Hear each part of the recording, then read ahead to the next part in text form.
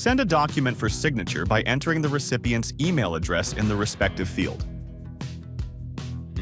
SignNow automatically creates a new contact profile once the document invite is sent.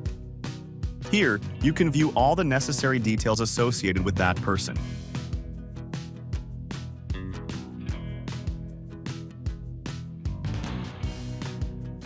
Additionally, you can use the profile section to track the document status,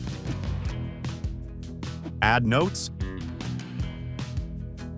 tag existing contacts from your database, or invite more people to collaborate. From now on, you don't have to manually fill in your recipient's email address every time you want to create and send a new invite. Let's see how to create or add a contact directly from the main dashboard. Click the Create Contact button, fill in all the required information, and save the contact. You can now open the contact's profile, view all documents linked to it, and adjust the contact settings as needed.